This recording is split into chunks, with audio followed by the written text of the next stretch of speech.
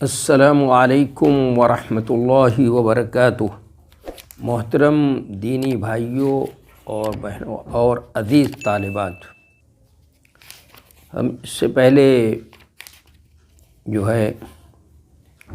یہ بات ہو رہی تھی، قرین کے سلسلے میں ہوئی تھی بات، اور اس سے پہلے عورتوں کو وزارت عظمیٰ کی کرسی پہ بیٹھانا، اور پھر اس کے بعد اس سے بعد میں وہ غلام جو اپنے مالک سے ناراض ہو کر چلا جائے، اس کے بارے میں بھی بات ہوئی ہے۔ تو آج جو ہے یہ بات ہوگی کہ 1/4 دینار پر چور کا ہاتھ کاٹنا۔ بہت سے لوگوں کے ذہن و دماغ میں یہ بات آتی ہے کہ یہ معمولی سی قیمت پہ چور کا ہاتھ کاٹ دیا جائے، یہ تو بڑی ناانصافی ہو جائے گی، بہت بڑا ظلم ہوگا۔ تو اس سلسلے میں آج گفتگو کرنی ہے۔ آج جو گفتگو کا موضوع ہے کہ 1/4 دینار پر چور کا ہاتھ کاٹنا۔ امام مسلم رحمۃ اللہ علیہ نے اپنی صحیح میں 1/4 دینار یا اس سے زیادہ چوری کرنے پر چور کا ہاتھ کاٹنے کی بہت سی حدیثیں بیان کی ہیں۔ انہوں نے اس سلسلے میں بہت سی حدیثیں بیان کی، ان میں سے حدیث نمبر 1684 نمبر کی بھی ہے، جو ام المومنین حضرت سیدہ عائشہ صدیقہ رضی اللہ تعالی عنہ فرماتی ہیں کہ رسول اللہ صلی اللہ علیہ وسلم ربع دینار یا اس سے زائد چوری کرنے پر ہاتھ کاٹنے کا حکم دیتے تھے۔ بخاری کے اندر بھی یہ حدیث ہے، حدیث نمبر ہے 6790۔ تو یہ جو اس حدیث میں جو قابل اعتراض اور مشکل جو بات ہے وہ یہ ہے کہ کچھ لوگوں کے ذہن میں یہ بات آتی ہے یا آئی کہ ربع دینار 1/4 دینار سونا چوری کرنے پر ہاتھ کاٹا جائے گا۔ گویا ان لوگوں نے حد سرقہ کو بہت کم تصور کیا، اور یہ لوگ نہیں والی حدیث کے سامنے ششدر ہو گئے، اور کچھ دوسرے لوگ سیدھے سادے مسلمان میں وہ بغیر سوچے سمجھے، یعنی سیدھے سادے مسلمان ہیں، وہ بغیر سوچے سمجھے اسلام دشمنوں اور کتاب و سنت کے دشمنوں کی صف میں کھڑے ہو گئے۔ جو سیدھے سادے مسلمان ہیں، ان کے شاعر نے سنت کا مذاق اڑاتے ہوئے کہا 500 سونا اور جواہر دیت ہے، 500 سونا و جواہر دیت ہے، یہ کیا ہو گیا ہے کہ ربع دینار چوری کرنے پر ہاتھ کاٹا جائے؟ جواب اس کا یہ ہے، جو ان لوگوں کے ذہن و دماغ میں اس طرح کی بات آئی ہے، تو اس کا جواب یہ ہے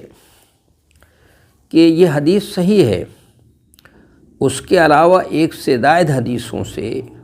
اس کی تائید ہوتی ہے، کوئی ایک ہی حدیث نہیں ہے اس طرح کی۔ چوری کرنا اسلام میں بہت ہی سنگین جرم ہے، چوری کرنے والے کی یہ سزا مقرر ہے، اور وہ ہے ہاتھ کاٹنا، جیسا کہ اللہ تعالیٰ نے سورہ مائدہ میں فرمایا ہے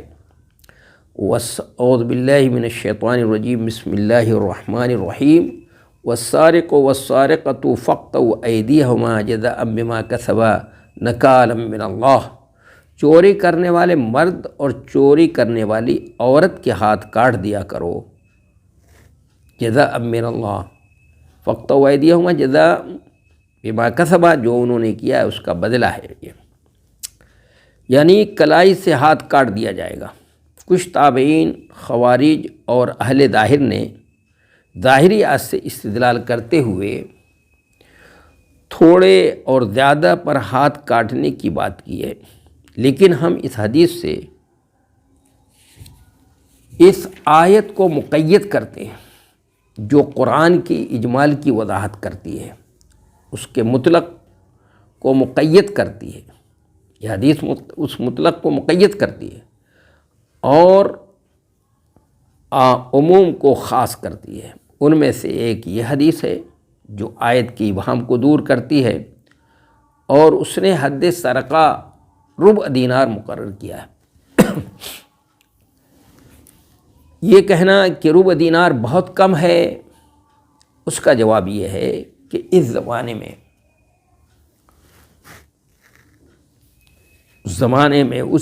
میں ربع دینار کچھ کم نہ تھا، جبکہ آج کی قیمت پر قیاس کیا جائے اس زمانے میں اس کی بہت قیمت تھی۔ نصاب کی یہ مقدار حکومت کی سعودی و نزولی سیاست کے تابع ہے، حالات کے اعتبار سے، جیسے حالات ہوں گے اس کے اعتبار سے اس طور پر ربع دینار کم نہ ہوگا۔ تو اللہ اور اس کے رسول نے چوری کی خطرناکی کی وجہ سے تھوڑی چیز کو نصاب مقرر کر دیا ہے، جبکہ لوٹ کھسوٹ، غصب اور اچک لینے میں اس کا نصاب مقرر نہیں کیا ہے، کیونکہ یہ تھوڑا مال چوری کی خطرناکی کی وجہ سے ہے۔ اور دوسری بات یہ ہے کہ لوٹا مال اور غصب کیا ہوا مال حاکم وقت سے درخواست کے ثبوت فراہم کر کے اس کو واپس کرایا جا سکتا ہے چوری کے برخلاف، کیونکہ اس پر ثبوت فراہم کرنا ممکن نہیں ہے کہ کوئی چوری کر کے لے گیا ہو اس کے اوپر ثبوت فراہم کر لیا جائے، لیکن اس طرح لوٹا اور غصب کیا ہوا مال اس کے بارے میں تو ثبوت فراہم کیا جا سکتا ہے۔ تو چوری کے برخلاف کیونکہ اس پر ثبوت فراہم کرنا ممکن نہیں ہے، اس لیے چوری کا معاملہ سنگین ہے، اس لیے اس کی سزا بھی سنگین رکھی گئی ہے تاکہ چوری کرنے والے دوبارہ جرأت نہ کریں۔ اگر کبھی ایک مرتبہ کر لیا ہے تو دوبارہ جرأت نہ کر سکے۔ رہا حدیث نمبر 1685 نمبر کی جو حدیث ہے، یہ کہ اس میں وہ حدیث 1685 نمبر کی ہے، حدیث کا جواب جس کو امام مسلم نے سیدہ عائشہ صدیقہ رضی اللہ تعالیٰ عنہ سے روایت کی ہے کہ رسول اللہ صلی اللہ علیہ وسلم کے زمانے میں ایک چمڑے کی ڈھال کی قیمت سے کم چوری کرنے پر ہاتھ نہیں کاٹا جاتا تھا، جو قیمت والی چیز ہوتی تھی، تو اس کو حد سرقہ پر محمول کیا جائے گا، اس لیے چور کا ہاتھ اس سے کم قیمت پر نہیں کاٹا جاتا تھا۔ تو یہ کہہ رہی ہیں کہ وہ نہیں کاٹا جاتا تھا۔ اور دوسری رہی سیدنا حضرت ابو ہریرہ رضی اللہ عنہ کی وہ حدیث جس کو امام مسلم رحمۃ اللہ علیہ نے 1687 نمبر پر نقل کیا ہے، وہ 1687 نمبر پر ہے کہ وہ چور قابل لعن تان جو ایک انڈا یا رسی چوری کرتا ہے اور اس کا ہاتھ کاٹ دیا جاتا ہے۔ یہاں ظاہری معنی مراد نہیں ہے کہ انڈا اور رسی جیسی چیز چوری کرنے اور اس کا ہاتھ کاٹ دیا جائے گا، چوری کرے انڈا یا رسی جیسی چیز چوری کرے اور اس کا ہاتھ کاٹ دیا جائے۔ بھائی ظاہری معنی تو مراد نہیں ہو سکتا یہاں پر، بلکہ یہ بات بتانا ہے کہ ایک چور کس قدر مادی ہو کر، ایسا مادہ پرست ہو کر معمولی سے معمولی چیز چوری کرتا ہے اور اس کا وہ ہاتھ کاٹ دیا جاتا ہے جس کی اس کو ہمہ وقت ضرورت ہے کھانے وغیرہ کے لیے، تو اس ہاتھ کے مقابلے میں بڑی سے بڑی جو ہے چیز، قیمتی چیز بھی معمولی ہی ہوگی۔ چوری کا حد سرقہ ربع دینار ہی ہے۔ بظاہر دیکھا جائے تو انسان کے ہاتھ کے مقابلے میں ربع دینار کی کیا قیمت ہے، لیکن اسلام نے جہاں اپنے مقاصد شریعت میں حفظ جان کو رکھا ہے، وہیں حفظ مال اور حفظ نسل اور عزت و شرف کی حفاظت بھی رکھی ہے۔ مقصود لوگوں کا ہاتھ کاٹنا اور حدود میں ان کو کوڑے لگوانا اور قتل کروانا نہیں ہے۔ چنانچہ رسول اللہ صلی اللہ علیہ وسلم نے فرمایا، حدود کو شک و شبہات کی وجہ سے روک دو اور خلفائے راشدین نے بعض حالات میں بہت سی حدود کی تنفیذ کو روک دیا۔ خود حضرت سیدنا عمر فاروق رضی اللہ تعالیٰ عنہ نے عام الرمادہ میں چور کا ہاتھ کاٹنے سے منع کر دیا، کیونکہ وہ سب کو غذا نہیں فراہم کر پا رہے تھے۔ حدود کی تنفیذ انسان کی حفاظت کے لیے ہے، جیسا کہ اللہ تعالیٰ نے فرمایا وَلَكُمْ فِي الْقِصَاصِ حَيَاتٌ يَا أُولِي الْأَلْبَابِ، اے عقل والو تمہارے قصاص میں زندگی ہے۔ خلاصہ کلام یہ ہے کہ چوری کرنا سنگین جرم ہے، لوگوں کے اندر اس سے بہت زیادہ خوف و ہراس پیدا ہو جاتا ہے، اور چور عام طور سے ربع دینار یا اس کی قیمت کی چیز کو چورانے کا ڈاکہ نہیں ڈالتے ہیں، وہ تو بڑی بڑی قیمتی چیزوں سونے چاندی ہیرے اور ہیرے جواہرات کی چوری کے لیے ڈاکہ ڈالتے ہیں۔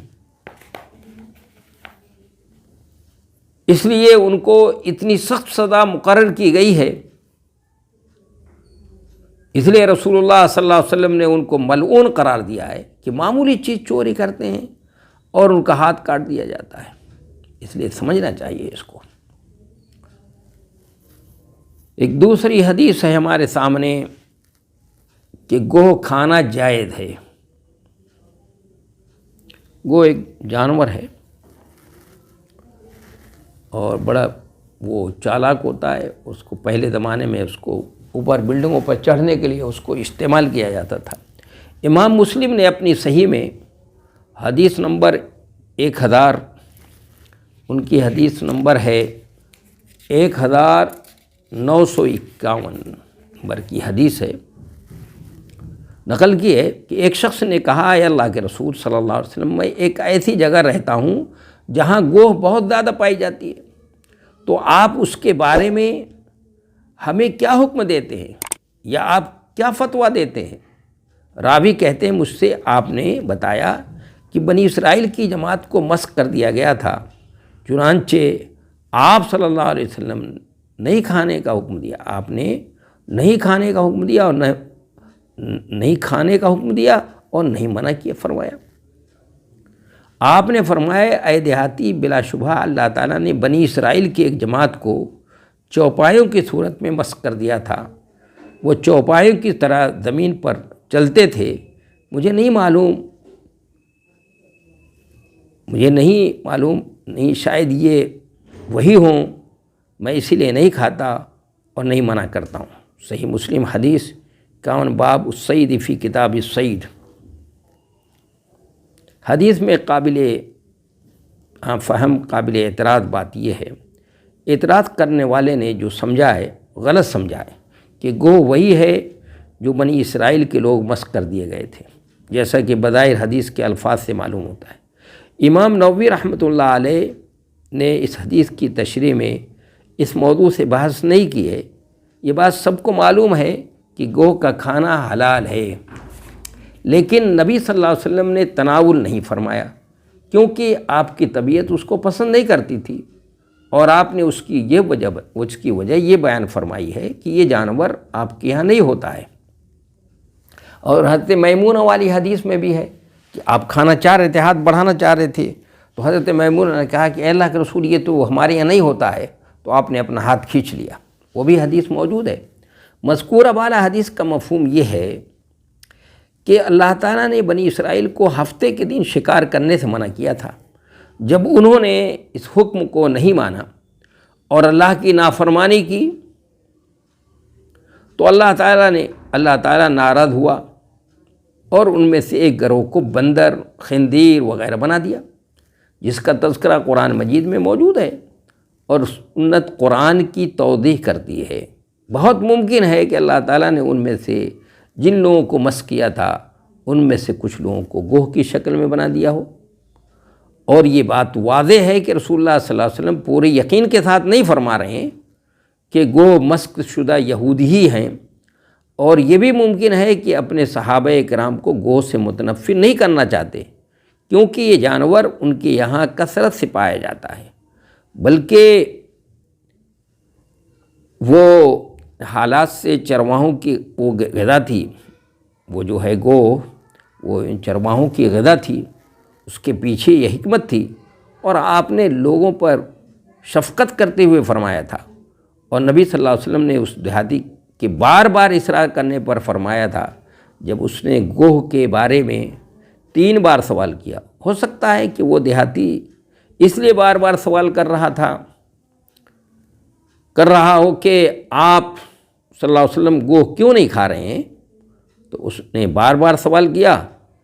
تو آپ صلی اللہ علیہ وسلم نے مذکورہ بالا جواب مرحمت فرمایا۔